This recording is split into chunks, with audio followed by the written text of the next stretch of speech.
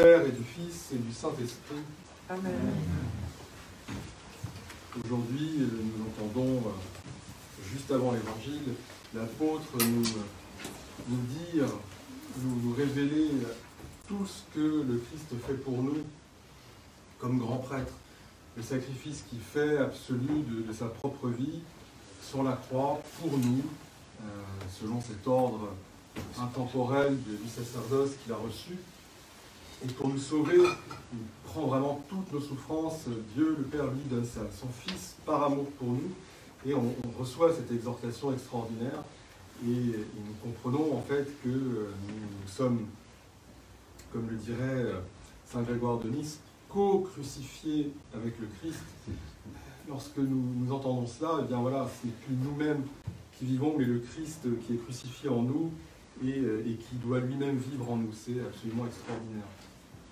C'est, je crois, le père Arsène Boca qui disait qu'en fait, être chrétien, c'est pas tellement suivre une doctrine. Bon, bien sûr, on a tout un tas de choses que nous suivons, mais c'est vraiment avoir cette conscience permanente de la présence du Christ crucifié en nous, la présence du Christ dans notre cœur et d'être tout en conscient qu'il est là partout avec nous. C'est l'exhortation de l'apôtre Paul et c'est vraiment là ce qui nous guide. Alors, les pères de l'Église et puis bien souvent un peu tous les prêtres ont coutume de dire effectivement qu'arrivé à ce moment précis, bien nous sommes à la mi-carême, donc on nous dévoile la croix un peu comme à mi-chemin d'une sorte de long pèlerinage, et c'est vrai, c'est difficile, la 16 du carême n'est pas facile, alors on arrive à la moitié, on est un peu usé peut-être parfois, on a besoin d'encouragement, et on aperçoit la croix, voilà, au milieu du chemin, et c'est donc effectivement un grand encouragement, on sait que la résurrection est proche, on sait que le salut est là devant nous, et c'est une consolation, c'est une joie, et c'est vrai, on peut voir les choses comme ça. Il ne faut pas oublier aussi que ça nous rappelle du coup immédiatement la parole du Christ dans l'évangile de ce jour. Celui qui veut me suivre, qu'il prenne sa croix, qu'il renonce à lui-même. Et ça nous rappelle qu'en fait, en fin de compte, le carême, c'est notre propre crucifixion. Hein. On se rend crucifié comme le Christ, on doit prendre nous-mêmes notre croix. Donc c'est de cela qu'il s'agit, ça nous recentre. Et puis effectivement, on voit qu'au milieu du temps du carême, comme au milieu du monde, c'est la croix. La croix est au centre absolument de tout, elle nous révèle la pensée divine. La pensée divine, elle est cruciforme. Et le but, c'est le Saint-Père Justin Popovic qui dit ça avec un vocabulaire de façon, voilà, la croix, c'est la pensée divine, elle nous brise totalement, elle nous permet voilà, de nous christifier et le monde avec nous-mêmes, avec la croix au centre du monde, de l'univers, hein, de toutes choses créées. C'est assez extraordinaire, je pense que c'est une vision qui nous est vraiment très très utile.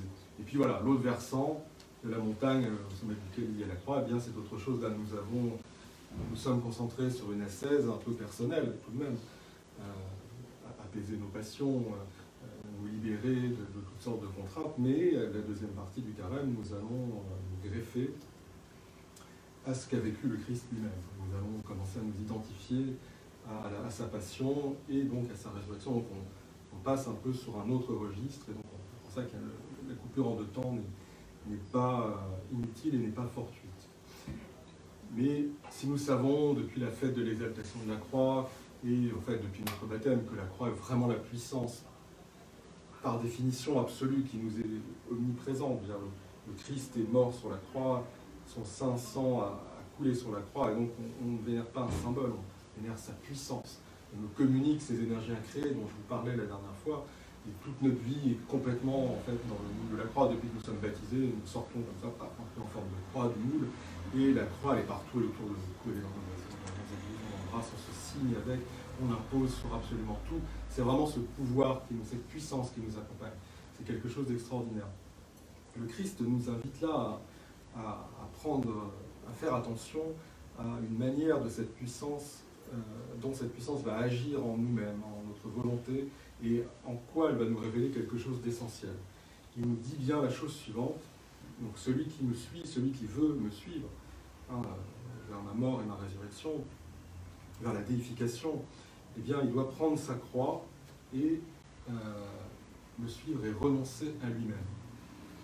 Prendre sa croix, c'est difficile, le Christ il est seul sur la croix, il est tout seul. il souffre pas pour lui-même, hein, il souffre pour nous seuls sur la croix. Alors, on a déjà essayé de voir, renoncer à nous-mêmes, bon, on a une petite idée, on a commencé à renoncer à pas mal de choses. Il y a des choses qu'on ne mange plus, on essaie de ne plus dire de choses malveillantes, inutiles, on essaie d'amplifier notre prière, voilà, on commence à se détacher d'un certain nombre de préoccupations du monde. Ça, c'est renoncer à soi-même, renoncer à son âme d'une certaine manière. On va commencer à prêter plus attention à Dieu qu'à nous-mêmes, à l'autre qu'à nous-mêmes, aux offices qu'à nous-mêmes.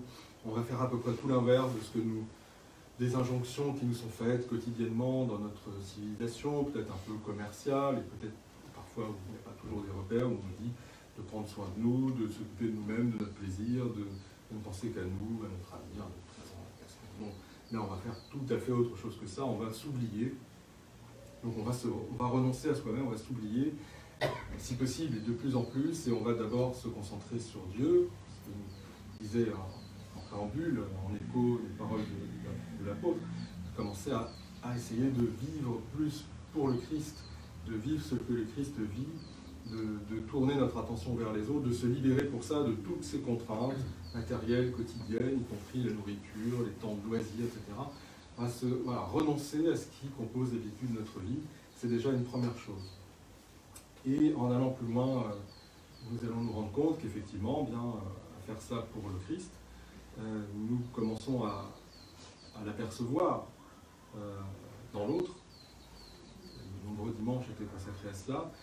Et bien, nous commençons à prendre du plaisir dans le fait de faire quelque chose pour l'autre. Et là se révèle un petit peu le mot est impropre, mais un petit peu cette imitation que nous faisons de l'acte du Christ sur la croix. Lui, il porte nos souffrances sur la croix, et la croix, il la porte pour nous. Et nous-mêmes, on commence à se rendre compte qu'en fin de compte, ce n'est pas nos souffrances qui sont importantes, hein, c'est essayer de souffrir pour l'autre. Souffrir pour l'autre, ce n'est pas quelque chose de forcément négatif, on ne va pas se flageller pour ça, mais ça veut dire, par exemple, tout accepter, tout pardonner, avoir une bienveillance absolue, essayer d'être comme le Christ, toujours bienveillant. C'est toujours cette image du soleil qui est là pour les bons, pour les mauvais, peu importe. Alors, essayer de prier pour lui, de voir ce que lui a besoin, comment moi je peux l'aider, quelle croix je peux porter pour lui, est-ce que je peux porter sa croix. Voilà, parce que il ne s'agit pas de porter la mienne en réalité, il s'agit de porter la sienne, de s'offrir un peu pour l'autre, de porter sa croix. Alors on ne va pas forcément aller lui dire, parce que ça c'est pas très pratique, mais la personne, l'autre, auprès de qui je m'approche et qui pourrait peut-être sentir que je suis là, que je prie pour lui, que je suis dans le renoncement de moi et que je cherche à l'aider, à porter sa croix, etc., bien, il peut se passer quelque chose. Il doit se passer quelque chose. Quelque part, son être profond va le sentir, celui qui est dans le besoin, dans la souffrance, dans la solitude, ou juste être là à côté de quelqu'un, être dans la prière, dans la bienveillance, c'est déjà quelque chose. Je commence à porter la croix pour l'autre, il va être touché. Quelque part, il va être touché. Mais c'est ça, souffrir pour l'autre aussi, c'est une de ces dimensions-là. Et c'est ça qui commence à devenir intéressant, c'est qu'on se rend compte que finalement, ce n'est pas la croix que je porte pour moi-même qui me sauve. C'est celle que le Christ porte pour nous, donc c'est celle que l'autre va porter pour moi. Les souffrances qui vont me sauver, c'est les souffrances que j'aurai pour l'autre, et c'est les souffrances que l'autre aura pour moi. C'est la croix que l'autre porte pour moi qui me sauve. Et on revient à l'image de la semaine dernière, des amis du paralytique qui le portent dans son grabat qu'est l'Église. C'est ça que ça marche comme ça, c'est les uns pour les autres, on porte les fardeaux les uns des autres, et c'est ça qui nous sauve, parce qu'on est à l'imitation du Christ, on est à l'imitation des personnes divines qui se communiquent la vie sans restriction l'un l'autre. Voilà. Ça, c'est quelque chose de tout à fait extraordinaire. Et cette parole, c'est un enseignement qui est vraiment très très marquant. C'est le père Dumitru Staniloae qui en parle merveilleusement bien, puis alors dans un texte extrêmement accessible pour nous, parce que c'est un entretien avec notre père Marc-Antoine, donc c'est quand même dit pour qu'on le comprenne. Et en réalité, le mystère de la croix que nous allons porter, que nous allons prendre de ce renoncement, c'est la révélation de la personne.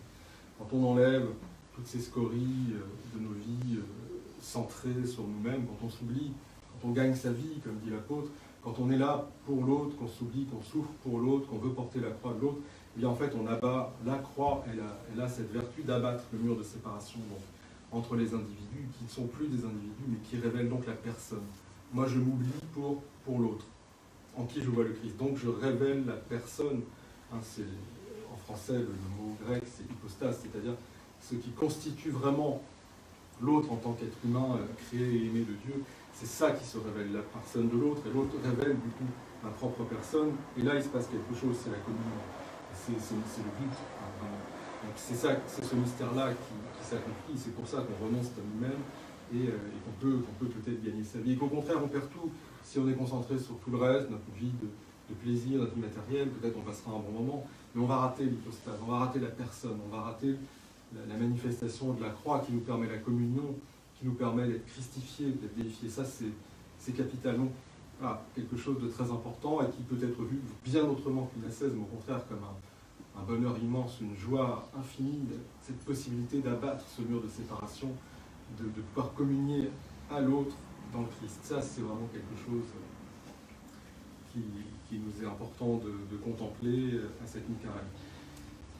Bien entendu, on est un peu là sur la dimension horizontale de la croix, ce que je peux faire sur moi-même, sur mon corps, sur mon âme, sur mon psychisme comme ascèse. Mais il y a une autre dimension à la croix.